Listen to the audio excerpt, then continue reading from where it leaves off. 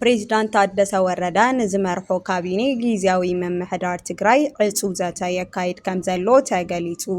ውድብ ሕወሓት ድማ ናብ መንግስቲ ፌደራል ናይ ሽምግልና ልኡኻት ይሰድድ ከም ዘሎ ተሓቢሩ። መቐለ ዩኒቨርሲቲ መምሃርን ምስትምሃርን ክዓፁ ምዃኑ ተምሃሮ ካብ ግቢ ከም ዝወጹን ተመላኺቱ።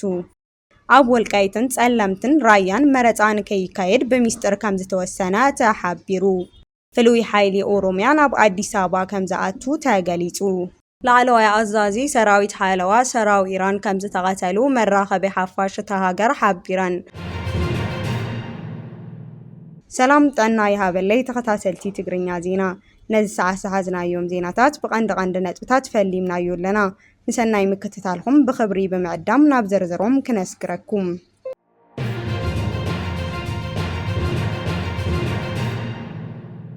ፕሬዝዳንት ታደሰ ወረደ ዝመርሖ ካቢኔ ጊዜያዊ ምምሕዳር ትግራይ ዕፁ ዘተ የካይድ ኣሎ። ብውድብ ሕወሓት ተዓቢሉ እዩ እንዳተባሃለ ዝንቀፍ ካቢኔ ጊዜያዊ ምምሕዳር ትግራይ ዕፁ ኣኼባ የካይድ ከም ዘሎ ምንጭታት ሓቢሮም። ብፕሬዝዳንት ጀነራል ታደሰ ወረደ ዝምራሕ ካቢኔ ጊዜያዊ ምምሕዳር ካብ ዓርቢ ዕለት 20 መጋቢት ጀሚሩ ኣብ እዋናውን ይምዕብል ኣብ ዘሎ ፖለቲካ ውጥረን ኣመልኪቱ ይዝተኣሎ ተባሂሉ። ከም ሓበሬታ እቶም ምንጭታት ዝሓለፉ ቀዳምን ሰንበትን ኣዕሪፎም ዝነበሩ እቲ ዕፁ ኣኼባ ካብ ሶኒ ዝቐፀለ ዕፁ ዋዕላ የካይድ ከም ዘሎ ገሊፆም። ስልጣን ጀነራል ታደሰ ወረደ ከብቅዕ 3 ሰሙን ኣብ ዝተረፉ እዋን ሕሉፍ ገምጋም እቲ ምምሕዳር ቀጻሊ ኣንፈት ዝበሎ እዋናዊ ዛዕባ መሰረት ገይሩ ይዝቲ ከም ዘሎ ወሲኾም ገሊፆም። እቲ ካቢኔ ሰላም ዘረጋግጽ መዋጽኦ ዝእንፍት ውሳነ ክሕልፍ ትጽቢት ይግበር።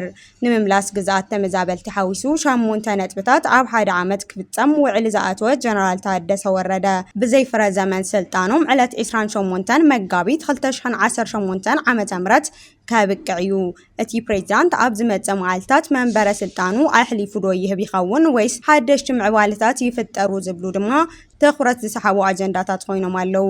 ገለ ጸብጻባት ከም ዝሕብርዎ ጀነራል ታደሰ ወረደ ካብ ስልጣኖም ናይ ምውራድ ድሌት ከም ዘይብሉ ንተወሳኺ 1 ዓመት ፕሬዝዳንት ናይ ምዃን ድሌት ከም ዘለዎን ክገልጽ ጸኒሖም እዮም።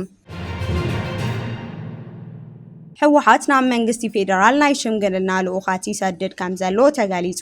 ኣብ ዝተፈላለዩ እዋናት ናብ መንግስቲ ፌደራል ኣዛሪቡኒ ዝብል መልእኽትን ናይ ሽምግልና ልኡኻትን ይልእኽ ከም ዘሎ ውሽጣዊ ምንጭታት ገሊጾም ክብል ንዝሃበሻ ጸብጺቡ። ኣብዚ ሰሙን እውን ኣብ ዝተፈላለዩ ኣካላት ዝወጽእ ዘሎ ዓበይቲ ዓዲ ኣብ መንጎ ክልቲአን ወገናት ድልድል ንምዃን ምንቅስቓስ ከም ዝጀመሩ ተፈሊጡሉ።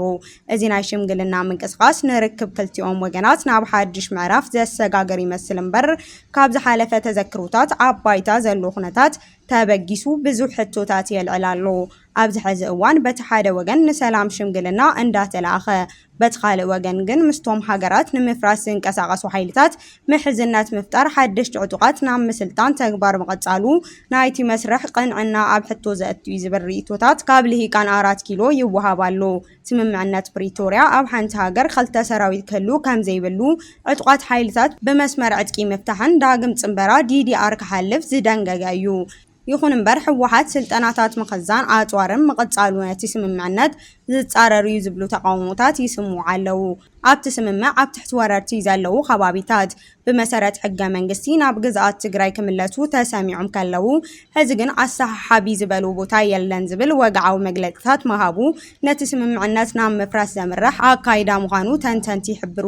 ገሊኦም ተዓዘብቲ እዚ ናይ ሽምግልና ምንቅስቓስ ንመንግስቲ ብምትላል ወታደራዊን ፖለቲካዊን ንቕሓቱ ንክልሕልሕ ዝዓለመ ክኸውን ከም ዝኽእል ይግለጽ። ነቲ ብሽም ሽምግልና ዝርከብ ግዜ ብተወሳኺ ምድላዋት ዲፕሎማስያውን ፕሮፓጋንዳ ምጥቃም ዝለመደ ፖለቲካዊ ስልሒ እዩ ዝብል ነቐፌታ እውን ኣብ ልዕሊ ውድብ ሕወሓት ይዘንቡ ኣለዉ። እዚ ሕዚ ብሚድያታት ማእኸን ሃገር ዝውዛዕ ዘሎ ጉዳይ ሽምግልና ውድብ ሕወሓት መሰረት ገይሩ ክሳብ ሕዚ ብቤት ጽሕፈት ውድብ ሕወሓት ዝተውሃቦ ወግዓዊ ግብረ መልሲ የለን። ኣብ ዝሓለፈ ሰሙን እውን ፕሬዝዳንት ጊዜያዊ ምምሕዳር ትግራይ ጀነራል ታደሰ ወረደ መንግስቲ ፌደራል ሚስጥር ዘተ ከም ዘካይዱ ተገሊጹ ምንባሩ ዝዝከር እዩ።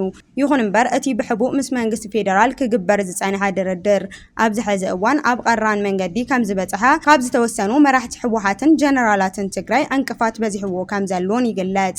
እቶም ሕዚ ተፈልዮም ዘለዉ ጀነራላትን መራሕቲ እቲ መንግስቲ ሻዕብያ ዝተገበረ ጽምዶ ክቐጽል ካብ ዘለዎ ድሌት ምዃኑ እዩ ነቲ ጉዳይ ቅርበት ዘለዎ መገራት እንዳገለጹ ዝርከቡ። እቲ ሕዚ ምስ መንግስቲ ብልጽግናን ሽምግልናን ዝሕተት ዘሎ ኣመራርሓ ሕወሓት ኣየናይ ክንፊ ሕወሓት ምዃኑ ዝገልጽ ክሳብ ዛጊድ ዝወፀ ጭቡጥ መረዳእታ ኣይተረኸበን። መቐለ ዩኒቨርሲቲ መምሃርን ምስትምሃርን ከዓጹ ምዃኑ ተምሃሮ ኣብ ግቢ ከም ዝወጹ ተገሊጹ። ኣብ ትግራይ ካብ ዘለዉ እቲ ዝዓበየ ዩኒቨርሲቲ ዝኾነ መቐለ ዩኒቨርሲቲ ብዛዕባ ለውጢ ግዜ ሰሌዳ ፈተና ዘርቅሑ ሓበሬታ ምድንጋር ፈጢሩሎ። ኣብ መቐለ ዩኒቨርሲቲ ብምኽንያት ዘጋጠመ ናይ ነዳዲ ቅልውላው ናይ መወዳእታ ፈተናታት ቀዲሞም ክወሃቡ ተምሃሮ ካብ ግቢ ክወጹን ዝጽዋዕ ሓበሬታ ኣብ ዝተፈላለዩ ናይ ቴሌግራም ግሩፓት ይዘዋራሉ። ካብ ቢዝነስ ካምፓስ ካሊቲ ማናጀር ከም ዝወፀ ዝንገረሉ እቲ መልእኽቲ ብሰንኪ እንዳገደደ ዝመጽእ ዘሎ ናይ ነዳዲ ስጋት እቲ ዩኒቨርሲቲ ዓበይቲ ውሳነታት ከም ዘሕለፈ ተገሊጹ። ካብኣቶም ድማ ትምህርቲ ዝዛዘመሉ ዕለት ናብ 18 ሚያዝያ ከም ዝተስሓበ ናይ መወዳእታ ፈተናታት ድማ ካብ 19 ክሳብ 27 ሚያዝያ ከም ዝወሃብ ኣፍሊጡ። ኩሎም ናይ ቀዳማይ ዲግሪ ተምሃሮ ክሳብ ሚያዝያ 30 ካብ ግቢ ክወጹ ይግባእ ክብል እውን መልእኽቲ ኣመሓላሊፉ። እዚ ለውጢ እዚ ንተምሃሮ ማስተር ከም ዘይምልከቶም ንሳቶም ክሳብ ሰነ 13 ትምህርቶም ከም ዝቕጽሉ እቲ ሓበሬታ የመላኽት። ነቲ ኣብ ማሕበራዊ ሚድያታት ዝናፈስ ዘሎ ሓበሬታ ኣመልኪቱ መብርሂ ዝሃበ ሕብረት ተምሃሮ መቐለ ዩኒቨርሲቲ እቲ መልእኽቲ ብወግዒ ከም ዘይበጽሖ ኣፍሊጡሎ። እዚ ሓበሬታ እዚ ኣባና ኣይበጽሐን ብወገን ምምሕዳር ዩኒቨርሲቲ እውን ዝተነገረና ነገር የለን ብምባል እቲ ሓበሬታ ወግዓውነት ዘይብሉ ክኸውን ከም ዝኽእል ኣጠንቂቖም ኣለዉ። ክሳብ ሕዚ ካብ ላዕለዋይ ምምሕዳር መቐለ ዩኒቨርሲቲ ዝተብሃወ ወግዓዊ መግለጺ የለን። እቲ ውሳነ ክመሓላለፍ ዝከኣለሉ ቀንዲ ምኽንያት ብሰንኪ ኣብ ትግራይ ዘሎ ከቢድ ናይ ነዳዲ ቅልውላው ናብ ዩኒቨርሲቲ ዝኣቱ ናይ ምግቢ ቀረብን ካልኦት ኣድለይቲ ናውትን ዝፀዓና መኻይን ስራሕ ብምቁራፀን እዩ። ብተወሳኺ ናይ መምህራን ኣገልግሎት መጓዓዝያ ሰርቪስ እውን ብተመሳሳሊ ምኽንያት ጠጠው ብምባሉ ትምህርቲ ኣብ ዝተመደበሉ ግዜ ንምቕጻል ኣጸጋሚ ኮይኑ ከም ዘሎ ካብ ውሽጢ እቲ ዩኒቨርሲቲ ዝወፀ መረዳእታ ይሕብር። ኣብ ወልቃይትን ጸላብትን ራያን መረፃ ንከይካየድ በሚስጥር ከም ዝተወሰነ ተገሊጹ። ኣብ ኢድ ወረርቲ ሓይሊ ወዲቑ ዘሎ ግዛኣት ትግራይ ክግበር ተሓሲቡ ዝነበረ መረፃ ከም ዘይተሳኽዐ ይግለጽ ኣሎ። ስርዓት ብልጽግና ኣብቶም ኣብ ኢድ ጸላእቲ ዝርከቡ ግዛኣታት ትግራይ ብተወከልቲ ህዝቢ ቀጥታ መረፃ ከይካየድ እኳ እተወሰነ ክሳብ ሕዚ ዝተረኣዩ ምንቅስቓሳት ከም ዘየላ ተገሊጹ። ክሳብ 18 መጋቢት ኣብ ዘሎ ግዜ 28.3 ሚልዮን መረፅቲ ከም ዝተመዝገቡ ዘፍለጠ ሃገራዊ ቦርድ መረፃ ኢትዮጵያ ድሕሪ 4 መዓልቲ መጋቢት 30 ምዝገባ መረፅቲ ሻብዓይ ሓፈሻዊ መረፃ ኢትዮጵያ ከብቅዕ ምዃኑ ኣፍሊጡ። ሃገራዊ ቦርድ መረፃ ኣብ ዘውፅኦ መግለጺ ኣብ መስርሕ ምዝገባ መረፅቲ ጥሕሰት ከም ዝፈጸመ ብምግላጽ መዕረምታ ክወስድ ከም ዘለዎን እዚ ክኸውን እንተዘይኽኢሉ ጥሕሰት ዘጋጠመን ክልላትን ነቁጣታትን ብምፍላይ ስጉምቲ ክወስድ ከም ዝኽእል ኣጠንቂቑሎ። ኣስታት 2 ወርሒ ጥራይ ተሪፍዎ ዘሎ ሻብዓይ ሃገራዊ መረፃ ኢትዮጵያ ምዝገባ መረፅቲ ክዛዘም 4 መዓልቲ ዕድመ ተሪፍዎ ዘሎ ኮይኑ ኣብ ክልል ትግራይ ይኹን ኣብቶም ኣብ ኢድ ጸላእቲ ዘለዉ ከባብታት መስርሕ መረፃ ከም ዘይተጀመረ እዩ ዝግለጽ ዘሎ። ብኣቶ ጌታቸው ረዳ ዝምራሕ ውድብ ስምረት ኣብ መረፃ ክሳተፍ ምዃኑ እኳ እንተገለጸ ብወገን ሕወሓት ግን መረፃ ኣይካየድን ዝብል መርገጺ ወሲዱ ስለ ዘሎ ጸገም ከም ዘሎ ሓላፊ ክፍሊ ሚድያ ኮሚሽን እቲ ውድብ ሓላፊኦም ንርአ ንዶቾ ቬለ ሓቢሩ። ንሕና ኣብ ዝተፈላለዩ ቦታታት ዝወዳደሩ ሕጽያት ኣቕሪብና ኣለና። ኣብ ትግራይ መረፃ ኣይካየድን ዝብል ጽኑዕ መርገጺ ብወገን ሕወሓት ይንጸባረቃሉ። መንግስቲ ፌደራል መረፃ ክካየድ ኣለዎ ዝብል መርገጺ እንተወሲዱ ቦርድ መረፃ ኢትዮጵያ ሕግን ደንብን ፌደራል ከኽብር ኣለዎ ኢሉ። ብሄራዊ ቦርድ መረፃ ኢትዮጵያ ካብ ክልል ትግራይ ወፃኢ ኣብ ዝርከባ ሕሙራ ዓዲ ረመፅን ኮረምን ጸለምቲ ራያን ኣላማጣን ኣብ ዝርከባ መረፃ ባይቶ ፌደሬሽን ቀጥታ መረፃ ባይቶ ወከልቲ ህዝቢ ክካየድ ከም ዝተወሰነ ነዚ ውሳነ ድማ ኣብ ግብሪ ክውዕል ምዃኑ ተገሊጹ ምንባሩ ይዝከር። እቲ ውሳነ ናብ ቤት ፍርዲ ብምኻድ ብዙሕ ክትዕ ፈጢሩ እዩ። ካብኣቶም ኣብ ኢድ ወረርቲ ዘለዉ ከባብታት ሓደ ዝኾነ ዞባ ወልቃይት ጸገዴ ሰቲት ሕሙራ ሓደ ኮይኑ ኣብ ትሕቲ ክልል ኣምሓራ ዝርከብ እዩ። ኣብቲ ምምሕዳር ዝነጥፉ ሰባት ከም ዝበልዎ ኣብቲ ከባቢ ዝረአ ምዝገባ መረፅቲ የለን ክብሉ ሰባት ንመረፃ ክዳለው ንሪኢ ኣለና። እንተኾነ ክሳብ ሕዚ ቦርድ መረፃ ናብቲ ከባቢ መፂኡ ምድላዋት ክገብር ወይ መረፅቲ ክምዝግብ ኣይረአናን ክብሉ ወሲኾም ገሊፆም። ሃገራዊ ቦርድ መረፃ ሻብዓይ ብዛዕባ ሓፈሻዊ መረፃ ዘካይዶ ከባብታትን ኩነታት ቅድሚ ኣዋርሕ ምስ መሻርክቱ ኣካላት ዝገብሩ ዘተ ኣብ ክልል ትግራይ ዘሎ ኩነታት ጸጥታ ከም ዘይተልዓሉን ዝገልጽ ምክትል ኣቦ መንበር ዲሞክራሲ ሰልፊ ትግራይ አቶ ጽጋቡ ኣብ ክልል ትግራይ ምዝገባ መረጥቲ ሓዊሱ ንጥፈታት መረፃ ከም ዘየለው ገሊጹ ድሌትናን ድሌት ባህጊ ህዝብናን ትግራይ በመረፃ ዝተመረፀ መንግስቲ እዩ እንተኾነ ግን እዚ ክኸውን ኣይከኣለን ጊዜያዊ ምምሕዳር እውን ነዚ ዕድል ኣይፈጠረን ክብል ከሲሱ ክብል ጸብጻብ ድምፂ ጀርመን የመላኽት ፍሉይ ሓይሊ ኦሮሚያ ናብ አዲስ አበባ ከም ዝኣቱ ተገሊጹ ፍሉይ ሓይሊ ኦሮሚያ ናብታ ናይ ባዕላ ፖሊሲ ፌደራል ፖሊስ ዘለዋ አዲስ አበባ ከኣቱ ምውሳን ከበድቲ ተቃውሞታት ኣልዒሉ ይርከብ ብባይቶ ወከልቲ ህዝቢ ዝጸደቀ ሓድሽ ሕጊ ገበናዊ ኣሰራርሓ በኣካላት ባይቶ በኣካታዒ መንገዲ ኣጽዲቕዎሎ እቲ ኣካታዒ አንቀጽ 25 ንዑስ አንቀጽ 3 እቲ ሕጊ ቤት ፍርዲ ክልል ኦሮሚያ ኣብ ምምሕዳር ከተማ አዲስ አበባ ኣብ ልዕሊ ትካላትን ንብረት ገንዘብን ሰነዳት መንግስቲ ክልል ኦሮሚያ ዝተፈጸሙ ገበናት ናይ ምፍራድ ስልጣን ኣለዎ ዝብል እዩ ነዚ ንምትግባር ድማ ስሩዕ ፖሊሲ እቲ ክልል ናይ ኣዳማ ብምታብ ፖሊስ ምምሕዳር ከተማ አዲስ አበባ ክዋፈሩ ምዃኖም ዝረኸብናዮ ሓበሬታ ይረድእ እዚ ሕጊ ዝጣሓሰ ተባሂሉ ዝግለጽ ዘሎ ኣዋጅ 2013 ጀሚሩ በተደጋጋሚ ናብ ባይቶ ቀሪቡ ተቃውሞታት ኣጋጢምዎ እዩ እቲ ባይቶ ወከልቲ ህዝቢ ነዚ ሕጊ ከጽድቕ ስለዘይከኣለ ሕዚ ስልጣኑ 3 ወርሒ ጥራይ ተሪፍዎ ኣብ ዘለሉ እዋን እቲ ዝጸደቀ ሻድሻይ ባይቶ ወከልቲ ህዝቢ ምስ ወከልቲ ህዝቢ ኣባላት ኣምሓራ ዝኾኑ ዶክተር ደሳለኝ ጫኔ አቶ አበባው ደሳለኝ ብትሪ ተቃዊሞም ኣለው ኣባል እቲ ቤት ምኽሪ ዝኾኑ ዶክተር ደሳለኝ ኣብ ትረቂቕ ሕጊ አንቀጽ 25 ንዑስ አንቀጽ 3 ሰፊሩ ዘሎ ድንጋጌ ብጽኑዕ ብምቅዋም ናይ ዳኝነት ስልጣኖም ኣብ ግዛኣታዊ ወሰን ዝተሞርከሰ ክኸውን ከም ዝግባእ ብምግላጽ ኣብ ሓደ ግዛኣት ንዝተፈላለዩ ኣካላት ተመሳሳሊ ስልጣን መሃብ ምድንጋር ናይ ስልጣን መደራደሪ ከም ዝፈጥር ኣጠንቂቆም ሕገ መንግስቲ ኢትዮጵያ አንቀጽ 49 ንዑስ አንቀጽ 5 ንክልል ኦሮሚያ ኣብ አዲስ አበባ ዝሃቦ ፍሉይ ረብሓ ምስ ኣገልግሎት ማይን ካልኦት ሃብትታትን ዝተኣሳሰር እምበር ናይ ስልጣን ገበን ዳኝነት ስልጣን ክሰጋገር ኣይኮነን ኢሉ ይኹን እምበር እዚ ውሳነ ብከቢድ ተቃውሞ ተሰኒዩ ጸዲቑ ከም ዘሎ እዩ ካብ አዲስ አበባ ዝወጽእ ዘሎ ሓበሬታ ዘረድኡ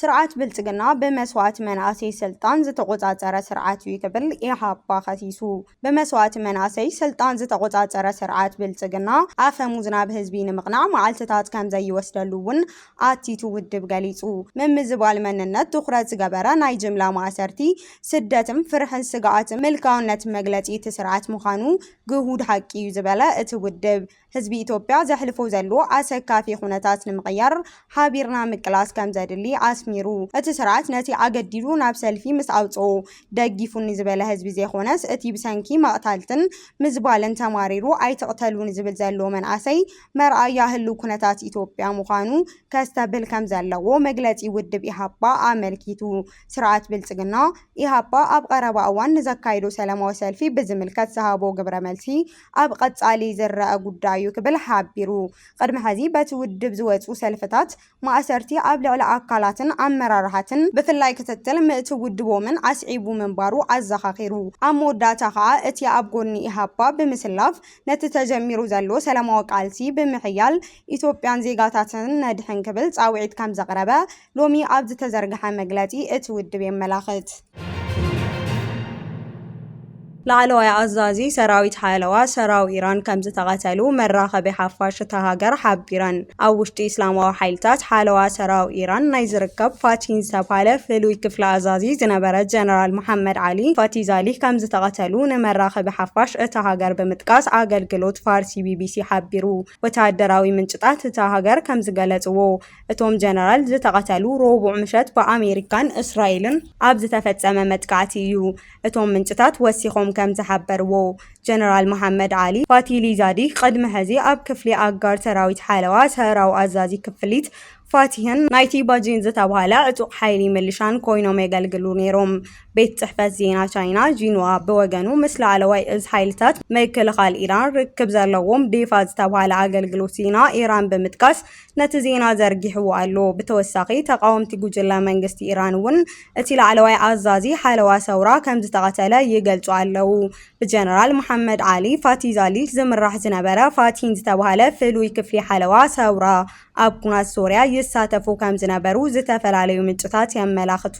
እዚ ኣብ ውሽጢ ኣጋር ሰራዊት ሓለዋ ሰረዋ ዝርከብ ክፍሊ ፍሉይ ወታደራዊ ስልጠና ዝወስዱ ኣባላት ዝሓቆፈ ኮይኑ ኣብ ልዕሊ መንግስቲ ዝለዓሉ ተቃውሞታት ኣብ ምክልኻል ምቁፅፃር እውን ይሳተፍ ነይሩ እዩ። ክሳብ ሕዚ ብዛዕባ ቅትለት እቶም ላዕለዋይ ጀነራል ካብ ወገን መንግስቲ ኢራን ይኹን ካብ እስራኤል ተውሃቦ ወግዓዊ መግለፂ የለን። ይኹን እምበር ብረቡዕ ኣብ ዝዘርግሕዎ ሓበሬታ በዓልቲ ቤቶምን ኣዛዚኦምን ከም ዝተቀተለ እቶም ኣዛዚ ድማ ከም ዝቆሰሉን ክጽብጸብ ጸኒሑ እዩ።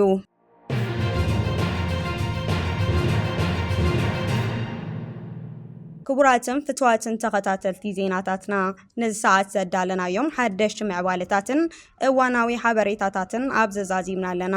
ንምክትታልኩም ነመስግን።